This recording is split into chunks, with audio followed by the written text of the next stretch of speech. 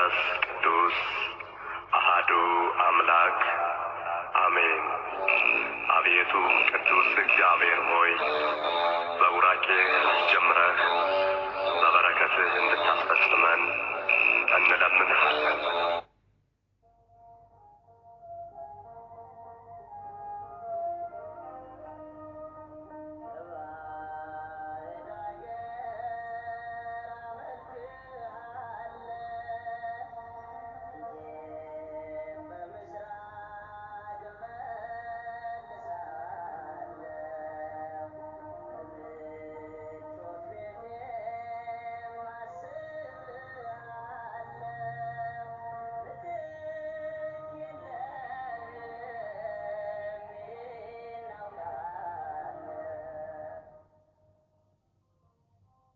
ሰላም ለእናንተ ይሁን።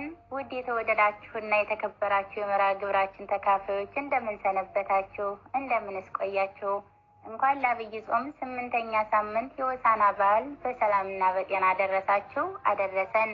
በያላችሁበት መልካም በዓል እንዲሆንላችሁ መልካም ምኞታችን እየገለጽን እነሆ ተዋሕዶ እምነታችን ኪነ ጥበብ ክፍል 4ኛ ዙር የጠቅላላ እውቀት የቃል መንፈሳዊ የጥያቄና መልስ ውድድር መርሃ ግብሩን ይዞላችሁ ብቅ ብሏል። ዛሬም እንደተለመደው ስቱዲዮአችን 4 ተወዳዳሪዎች ይገኛሉ። እናንተም በያላችሁበት ሆናችሁ በጥሞና እንድትከታተሉን በትህትና እየጠየቅን በመጀመሪያም ተወዳዳሪዎቻችን ራሳቸውን ያስተዋውቁናል። ስሜ መቅደስ ደጀን እባላለሁ። የክርስትና ስሜ ወለተ ስላሴ፣ የምኖረው ዱባይ ካውኒጇል። ስሜ ተሻለ ላቀው፣ ክርስትና ስሜ ወልደ ዮሐንስ ከደቡብ አፍሪካ።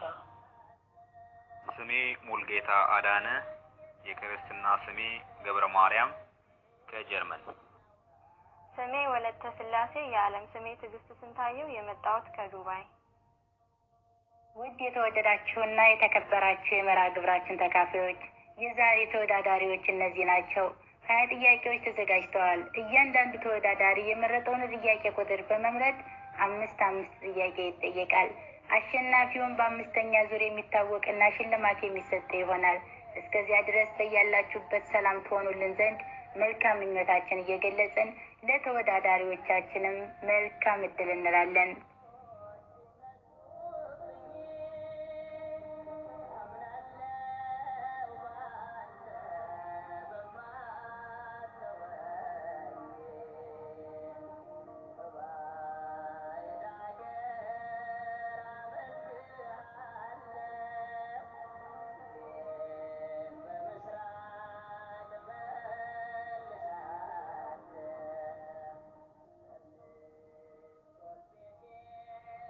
ጥያቄውን ከመጀመራችን በፊት ልክ እስከ ዛሬ እንደምናደርገው ከ1 እስከ 10 ቁጥር ትጠሩና ቁጥሩን ያገኘ መጀመሪያ ተጠያቂ ይሆናል።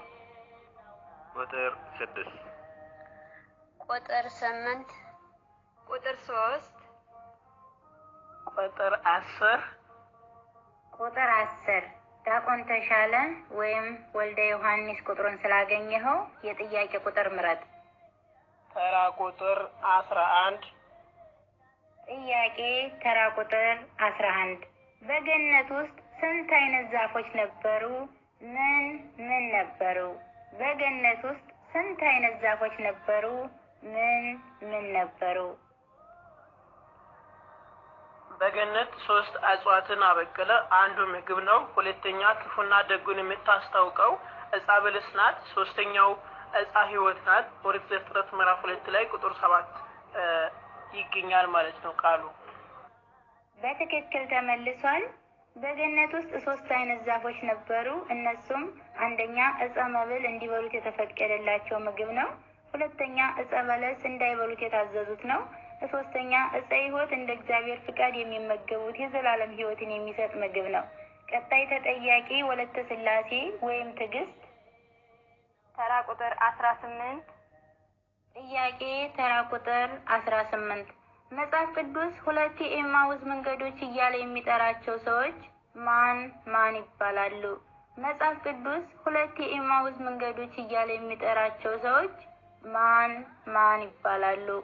ቅዱስ ሉቃስና ቅዱስ ቀሊዮጳ። በትክክል ተመልሷል። የሉቃስ ወንጌል ምዕራፍ 24 ከቁጥር 13 እስከ 18 ስናነብ እናገኘዋለን። ቀጣይ ተጠያቂ ገብረ ማርያም። ተራ ቁጥር 10 ጥያቄ ተራ ቁጥር 10 ከትንሣኤ እሁድ በኋላ ያሉ ዕለታትን ስያሜ አስረዳ ወይም አስረጅ። ከትንሣኤ እሁድ በኋላ ያሉ ዕለታትን ስያሜ አስረዳ ወይም አስረጅ።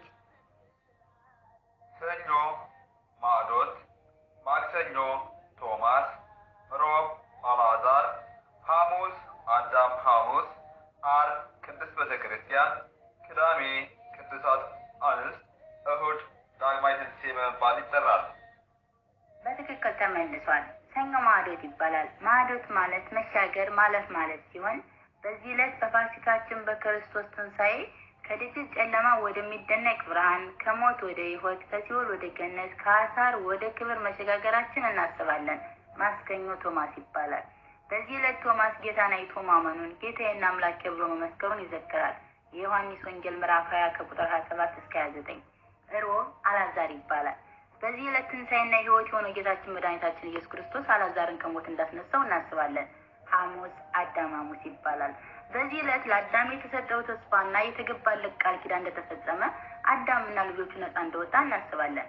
ዓርብ ቅድስት ቤተ ክርስቲያን ይባላል። በዚህ ዕለት ቤተ ክርስቲያን በክርስቶስ ሞትና ትንሣኤ መመስረቷን ይሰብካል። ቅዳሜ ቅዱሳት አንስት ይባላል።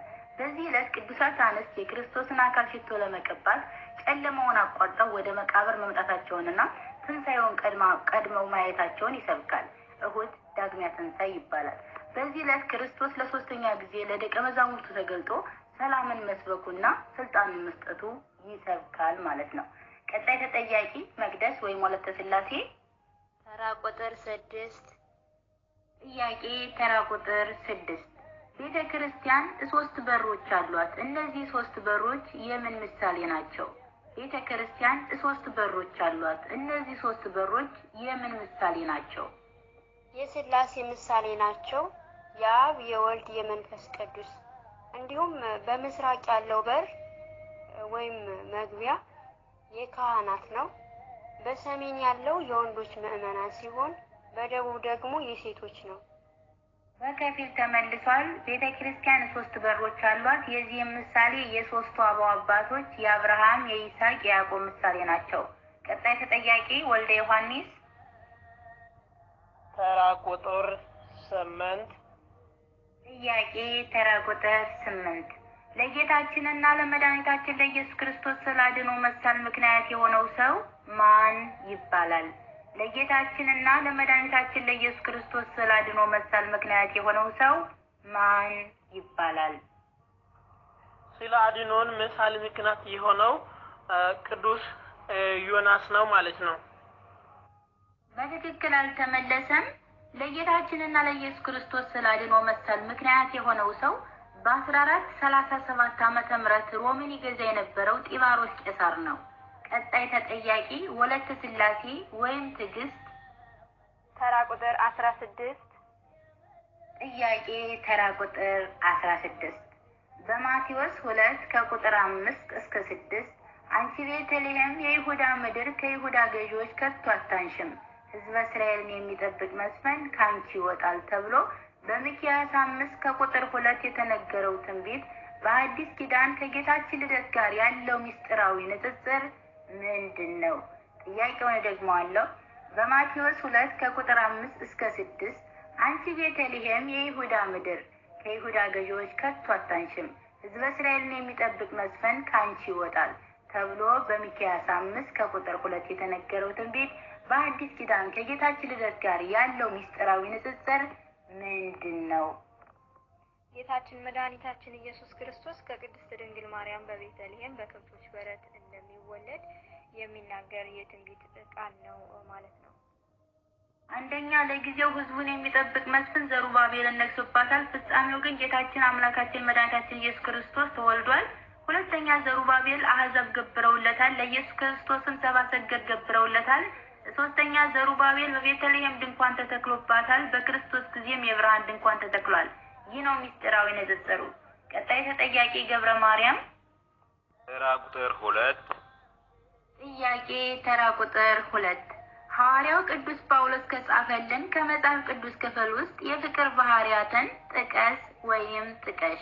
ሐዋርያው ቅዱስ ጳውሎስ ከጻፈልን ከመጽሐፍ ቅዱስ ክፍል ውስጥ የፍቅር ባህሪያትን ጥቀስ ወይም ጥቀሽ።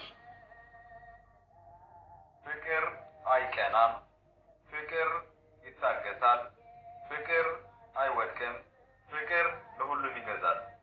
ወደ ሮሜ ሰዎች ምዕራፍ 8 ከቁጥር 78 እስከ 79 እንዲሁም ወደ ሮሜ ሰዎች ምዕራፍ 5 ከቁጥር 8 በትክክል ተመልሷል። ፍቅር ይታገሳል፣ ፍቅር አይቀናም፣ ፍቅር አይመካም፣ ፍቅር አይታበይም፣ ፍቅር አይበሳጭም፣ ሁሉን ያምናል። አንደኛ ቆሮንቶስ 13 ከቁጥር 4 እስከ 7። ቀጣይ ተጠያቂ ወለተ ስላሴ ወይም መቅደስ። ተራ ቁጥር 14 ጥያቄ ተራ ቁጥር 14 መጽሐፈ መነኮሳት የሚባሉት ስንት ናቸው? ምን ምን ናቸው? መጽሐፈ መነኮሳት የሚባሉት ስንት ናቸው? ምን ምን ናቸው? 3 ናቸው። ሐረጋዊ፣ ፊልክስዩስ፣ ማር ይስሐቅ ናቸው። በትክክል ተመልሷል። መጽሐፈ መነኮሳት ከምንኩስና በፊትና ከምንኩስና በኋላ የሚነበቡ መጽሐፍት ሲሆኑ እነሱም 3 ናቸው። አንደኛ ፊልክስዩስ፣ ሁለተኛ ማር ይስሐቅ፣ ሶስተኛ ሐረጋዊ መንፈሳዊ ናቸው። ቀጣይ 3ኛ ዙር ተጠያቂ ወልደ ዮሐንስ። ተራ ቁጥር 19 ጥያቄ ተራ ቁጥር 19 ስለዛች ቀንና ስለዛች ሰዓት ከአባቴ ብቻ በቀር ልጅም ቢሆን የሰማይ መላእክትም ቢሆኑ የሚያውቅ የለም። ማቴዎስ 24 ከቁጥር 36። የዚህን ቃል አንደምታዊ ትርጓሜ አብራራ ወይም አብራሪ። ስለዛች ቀንና ስለዛች ሰዓት ከአባቴ ብቻ በቀር ልጅም ቢሆን የሰማይ መላእክትም ቢሆኑ የሚያውቅ የለም። ማቴዎስ 24 ከቁጥር 36። የዚህን ቃል አንደምታዊ ትርጓሜ አብራራ ወይም አብራሪ። ስለዛች ሰዓትና ስለዛች ቀን የሰማይ መላእክት ቢሆኑም ወልድም ቢሆን ከአብ በቀር የሚያውቅ የለም ያለው በዛ ሰዓት ዘመን ምልክት ነበረና ያ ምልክቱ ምን ነበረ? የሰው ልጆች እየበሉ እየጠጡ ሁሉንም ነገር እየሰሩ እንደነበረ በዛን ሰዓት ግን የጥፋት ውሃ እንደሚመጣ ግን በምን ሰዓት እንደሚመጣ አያውቁም ነበረ እና ጌታችን አምላካችን መድኃኒታችን ኢየሱስ ክርስቶስ ዳግም ምጽአት በሚመጣበት ሰዓት የሰው ልጅም ምንም አያውቅም። በምን ሰዓት እንደሚሆን ማናቸውም ሰው ቅዱሳን መላእክትም ቢሆን ማንንም ቢሆን ያንን ሰዓት አያውቅም። ለዚህ ነው በማቴዎስ ወንጌል ላይ በማርቆስ ወንጌል ምዕራፍ 13 ላይ ሲናገር እንደዛ ነው ያለው። ስለዚህ ማንንም ያቺቱን ሰዓት አያውቅም። ስለዚህ ማንንም ሰው ያንን ሰዓት ስለማያውቀው ከአብ ብቻ በቀር ማንንም ስለማያውቀው ያ ቀን ምን አይነት ቀን እንደሆነች ማንንም አያውቁምና ለዛ ነው ያችን ሰዓትና ያችን ቀን ማንንም ሊያውቀው አይችልም የተባለው ለዛ ነው። ያ ቀን ምን አይነት አስጨናቂ እንደሆነች ያ ቀን ምን አይነት እንደምታስፈራ በምን ሰዓት እንደሆነች ምን አይነት እንደሆነች ማንንም ሰው ሊያውቅ አይችልም ማለት ነው እና ለዚህ ነው የተናገረው ቃሉ። ቃለ ሕይወትን ያሰማል ወንድማችን። በተጨማሪም አንደኛ ቀኒቱን ከአዳም ልጆችና ከመላእክት ሲለያት ነው እንጂ ከወልድና ከመንፈስ ቅዱስ ሲለይ አይደለም። የሰው ልጅ ብሎ የአዳምን ልጅ ይጠራልና አንድም ወልድ ቅድመ ተዋህዶ አላዋቂ የነበረውን ስጋ እንደተዋሃደ ለማስረዳት በእውነት ጌታ የሰውን ባህሪ ማድረጉን ሊያስረዳን ፈልጎ ነው። እንዲህ ሲባል ከተዋህዶ በኋላ ስጋ አላዋቂ ነው ማለት አይደለም። ከመለኮት ጋር አንድ አካል አንድ ባህሪ ከመሆኑ በፊት ያለውን ሲያስረዳን እንጂ አንድም አብ ለልጁ በመስጠት አውቋታል፣ ወልድ ግን በስራው አላወቃትም። ይህ ማለት ጊዜው እስኪደርስ በልቤ አኖራታለሁ፣ በኋላ ግን በቃልነት እናገራታለሁ ሲል ነው። አብ ልብ፣ ወልድ ቃል፣ መንፈስ ቅዱስ ሕይወት ነውና በቃልነቱ በስራው የሚገለጽበትን ሲነግረን ነው። አንድም ወልድ ብቻውን ያለ አብ አያውቃትም ሲል ነው። ወልድ ከአብና ከመንፈስ ቅዱስ ተለይቶ አያውቅም፣ በባህሪ በማወቅም አንድ ናቸውና። ቀጣይ ተጠያቂ ትዕግስት ወይም ወለተ ስላሴ። ተራ ቁጥር 1 ጥያቄ ተራ ቁጥር 1 ጌታችንና መድኃኒታችን ኢየሱስ ክርስቶስ በዕፀ መስቀል ላይ ሆኖ ደሙ ሲፈስ የጌታዬ ደም እንዴት ሲፈሳ ያለው ብሎ በጽዋ የተቀበለው ሊቀ መላእክት ማን ነው? ጌታችንና መድኃኒታችን ኢየሱስ ክርስቶስ በዕፀ መስቀል ላይ ሆኖ ደሙ ሲፈስ የጌታዬ ደም እንዴት ሲፈሳ ያለው ብሎ በጽዋ የተቀበለው ሊቀ መላእክት ማን ነው? መልአኩ ቅዱስ ዑራኤል። በትክክል ተመልሷል። ቀጣይ ተጠያቂ ገብረ ማርያም። ተራ ቁጥር 5 ጥያቄ ተራ ቁጥር 5 ለመጀመሪያ ጊዜ ማዕተብ ያሰረው ቅዱስ አባት ማን ይባላል? የምን ሀገር ተወላጅ ነው? በስንት ዓመተ ምህረትስ ማዕተብ ማሰር ተጀመረ? ለመጀመሪያ ጊዜ ማዕተብ ያሰረው ቅዱስ አባት ማን ይባላል? የምን ሀገር ተወላጅ ነው? በስንት ዓመተ ምህረትስ ማዕተብ ማሰር ተጀመረ?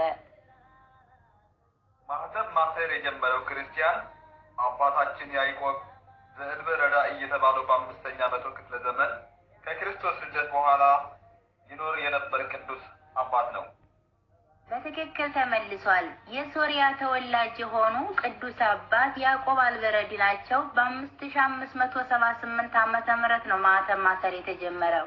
ቀጣይ ተጠያቂ መቅደስ ወለተ ስላሴ። ተራ ቁጥር 4 ጥያቄ ተራ ቁጥር 4 በአንዲት ትል ተበልቶ የሞተው ንጉስ ማን ይባላል? በአንዲት ትል ተበልቶ የሞተው ንጉስ ማን ይባላል? ንጉስ ሄሮድስ። በትክክል ተመልሷል። ንጉስ ሄሮድስ ነው። ውድ የመርሃ ግብራችን ተከታታዮች እነሆ እየተከታተላችሁት የምትገኙት 4ኛ ዙር የጠቅላላ እውቀት የቃል መንፈሳዊ ጥያቄና መልስ ውድድር መርሃ ግብር አምድ ነው። እነሆ ተወዳዳሪዎቻችን 3 ጥያቄ ተጠይቀዋል። በ4ኛ ዙር ተመልሰን እስከምንገናኝ ድረስ ወንድማችን ሰርጸ ማርያም አጠር ያለ ግጥም ያቀርብልናል። በጥሞና እንከታተለው። በስመ አብ ወወልድ ወመንፈስ ቅዱስ አሐዱ አምላክ አሜን። ቅዱሳንን መሰሉ። የሰማይ የምድር የዓለማት ጌታ ስለ ሰው ልጅ ፍቅር የዋለው ጎልጎልታ የእኛን ሞት ሞቶልን አገኘን ድነት ምን ይከፈለዋል ለዚህ ደግ አባት። እኔን ምሰሉ እንዳለ በቅዱስ ወንጌል እርሱን ተከተን ለስብከት ወጣን። የብሉይ ሐዲሳት መጻሕፍትን ገልጠን የተዋሕዶ ልጆች በሃይማኖት ጸንተን ይኸው ለዚህ በቃን ቃሉን መሰከርን። ኢትዮጵያ የምትባል ቅድስት ሀገራችን የኖህ መርከብ ምሳሌ ቤተ ክርስቲያናችን የቀስተ ደመና ከአምላክ የተሰጠች ድንግል እናታችን የቅዱሳን አበው የእምነታቸው ፍሬ በዓለም ላይ ናኘ ተሰማ ዝማሬ። እሰየ ምስራች ይህን ድንቅ እዩ በአሕዛብ ምድር እንኳ ጎልተው እየታዩ በእምነት በሃይማኖት ከዓለም ተለዩ። ደምቀው ተዘጋጅተው ለሰማይ ቤታቸው በንስሐ ታጥበው ይኖራሉ ጸንተው ከክርስቶስ ፍቅር ማንም ሳይለያቸው ትእዛዛት የፈጸሙ ቅዱሳንን አይተው በምግባር በሃይማኖት በመልካም ስራቸው የተዋሕዶ ልጆች ይኸው መሰሏቸው። ወስብሐት ለእግዚአብሔር ወለወላዲቱ ድንግል ወለመስቀሉ ክቡር አሜን።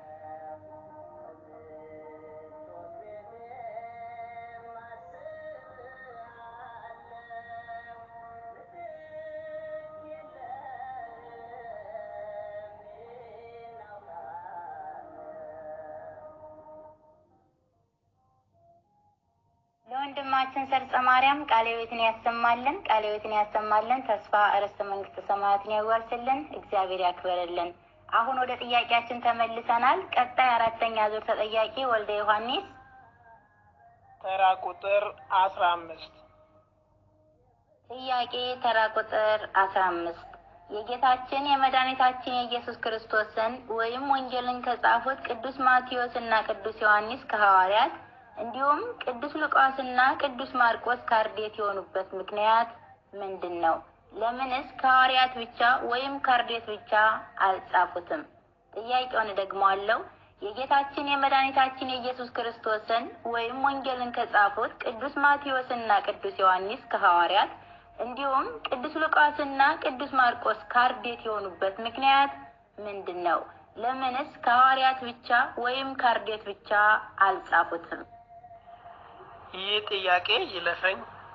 መልካም ወንድማችን፣ አራቱ ወንጌላውያን ሁለቱ ከአርድእት ሁለቱ ከሐዋርያት መሆናቸው አንደኛ ስለ አርድእት ክብር ሐዋርያት ጨርሰው ቢጽፉ ኖሮ አርድእት ለማስተማር በወጡ ጊዜ እኒህማ የውጭ ሰዎች ናቸው፣ የውስጥ ሰዎችማ ቢሆኑ ድርጊቱን ሕገ ወንጌል ይጽፍ ነበር ብለው አይሁድ ትምህርታቸውን እንዳይከለክሉ፣ ሁለተኛ ስለ ወንጌል ክብር አርድእት ጨርሰው ቢጽፉ ይችማ ተርታ ሕግ ከመቀበል ናት፣ ድርጊቷማ ሚስጥረ ታምራቱን በቤተ ኢያሮስ፣ ሚስጥረ ጸሎቱን በጌቴ ሰማኔ፣ ሚስጥረ መንግስቱን በደብረ ታቦር፣ ሚስጥረ ምጽአቱን በደብረ ዘይት ባዩ ሐዋርያት ልብ ቀርታለች እያሉ አይሁድ ደገኛይቱን ወንጌል ከመቀበል እንዳይከለከሉ ነው። ቀጣይ ተጠያቂ ትዕግስት ወለተ ስላሴ።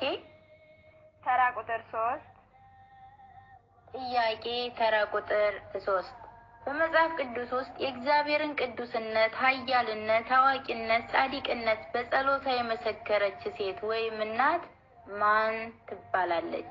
በመጽሐፍ ቅዱስ ውስጥ የእግዚአብሔርን ቅዱስነት፣ ኃያልነት፣ አዋቂነት፣ ጻድቅነት በጸሎታ የመሰከረች ሴት ወይም እናት ማን ትባላለች?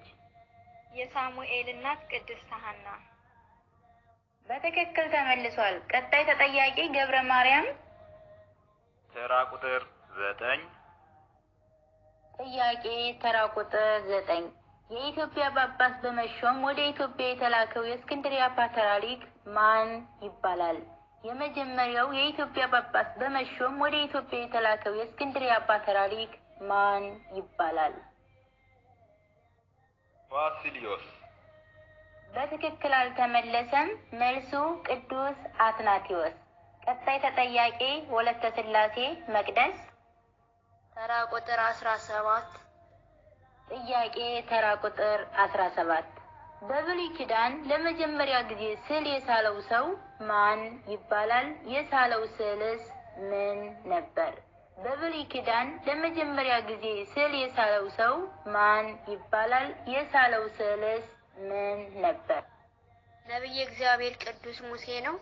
የሳለው ስዕል 2 ኪሩቤል ነው። ኦሪት ዘጸአት ምዕራፍ 25 ከቁጥር 18 ላይ 2 ኪሩቤል ከተቀጠቀጠ ወርቅ ስራ በስርየት መክደኛውም ላይ በሁለት ወገን ታደርጋቸዋለህ ይላል። በትክክል ተመልሷል። ነብዩ ቅዱስ ሙሴ ነው። ኦሪት ዘጸአት ምዕራፍ 34 ከቁጥር 1 እስከ 5 እናገኘዋለን። ቀጣይ አምስተኛ ዙር ተጠያቂ ወልደ ዮሐንስ። ተራ ቁጥር 13 ጥያቄ ተራ ቁጥር 13 በሐዋርያት ጊዜ የነበሩት ዲያቆናት ስንት ናቸው? ማን ማን ናቸው? በሐዋርያት ጊዜ የነበሩት ዲያቆናት ስንት ናቸው? ማን ማን ናቸው? በዛን ሰዓት የነበሩት ዲያቆናት 7 ናቸው። እነሱም ቅዱስ እስጢፋኖስ፣ ቅዱስ ፊልጶስ፣ ቅዱስ ጵራክሮስ፣ ቅዱስ ጢሞና፣ ቅዱስ ኔቅሮሎና፣ ቅዱስ ጳራሜና፣ ቅዱስ ጳራሜኖ እና ቅዱስ ኒቆሊዮስ ናቸው። በትክክል ተመልሷል። ቀጣይ ተጠያቂ ትዕግስት ወለተ ስላሴ። ተራ ቁጥር 12 ጥያቄ ተራ ቁጥር 12 ጌታችን መድኃኒታችን ኢየሱስ ክርስቶስ ሌሎችን ፍጥረታት አስጎንብሶ ሲፈጥራቸው አዳምን ለምን አቃንቶ ፈጠረው? ጌታችን መድኃኒታችን ኢየሱስ ክርስቶስ ሌሎችን ፍጥረታት አስጎንብሶ ሲፈጥራቸው አዳምን ለምን አቃንቶ ፈጠረው? እርሱ ገዢ እናንተ ተገዢ ናችሁ ሲል፣ እንዲሁም እናንተ ፈርሳችሁ በስብሳችሁ በምድር ላይ ትቀራላችሁ ሲል፣ እሱ ግን ትንሣኤ ሙታን አለው ሲል ከሌሎች ፍጥረታት አባታችን አዳምን አቃንቶ ፈጥሮታል ማለት ነው። በትክክል ተመልሷል። ቀጣይ ተጠያቂ ገብረ ማርያም። ተራ ቁጥር 7 ጥያቄ ተራ ቁጥር 7 በቤተ ክርስቲያናችን ምንጣፍና መጋረጃ የምን ምሳሌ ናቸው? በቤተ ክርስቲያናችን ምንጣፍና መጋረጃ የምን ምሳሌ ናቸው? መጋረጃ ጥላ፣ ግርዶሽ፣ ከለላ፣ ልብስ፣ ኪዳን፣ ሽፋን ማለት ነው። የቤተ ክርስቲያን የውስጥ ክፍሎችን የሚሆኑትም የቅኔ ማህሌት፣ ቅዳሴ መቅደስንም የሚለዩት መጋረጃ ነው። የመቅደስ በሮች ሁላቸውንም መጋረጃ አላቸው። ምንጣፍ እንዲለሰልስና እግዚአብሔር እስራኤላውያንን እሾህ እንዳይወጋቸው እንቅፋትም እንዳይመታቸው በብርሃን አምድ መምራቱንም የሚያስታውስ ምስጢራዊ ነው። በቤተ ክርስቲያንም የሚነጠፉ ምንጣፎችንም ስለሚረገጡ የቅዱሳን ስዕላትም እነዚህ መሳሰሉት ነገሮች የሌለባቸው መሆን አለበት። በቤተ ክርስቲያናችን ምንጣፍ ምሳሌነቱ ለጌታችን ሆሳዕና በአርያም በእግዚአብሔር ስም የሚመጣ የተባረከ ነው እያሉ የዘንባባ ዝንጣፊ ያነጠፉለት ምሳሌ ነው። መጋረጃ ደግሞ የኪሩብ ምሳሌ ነው። ቀጣይ የመጨረሻው ዙር ተጠያቂ መቅደስ ወይም ወለተ ሥላሴ ተራ ቁጥር 20።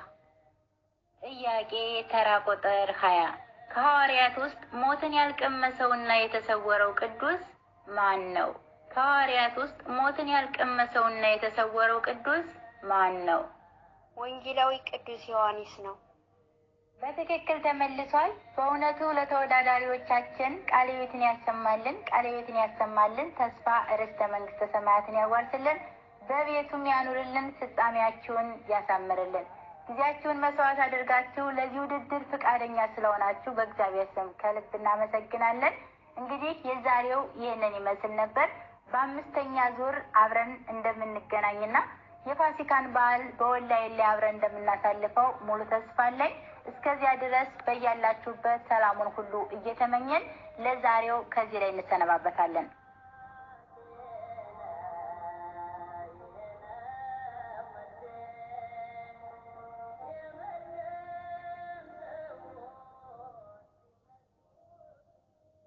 ውድ የተወደዳችሁና የተከበራችሁ የመርሃ ግብራችን ተካፋዮች የአራተኛ ዙር የጠቅላላ እውቀት የቃል መንፈሳዊ ጥያቄና መልስ ውድድር ይህንን ይመስል ነበር። ከዚህ ጥያቄና መልስ ትንሽ ነገር እንደተማራችሁ ተስፋ እናደርጋለን። ያልገባችሁ ግልጽ ያልሆነ ነገር ካለም ጠይቁን፣ ጻፉልን። በአምስተኛ ዙር ማን ያሸንፋል፣ ማንስ ይሸለማል የሚለውን የምናሳውቃችሁ ይሆናል። እስከዚያ ድረስ ሰላሙን ሁሉ ለእናንተ እየተመኘን ለዛሬ የነበረን ቆይታ ይህንን ይመስል ነበር። ወስብሐት ለእግዚአብሔር።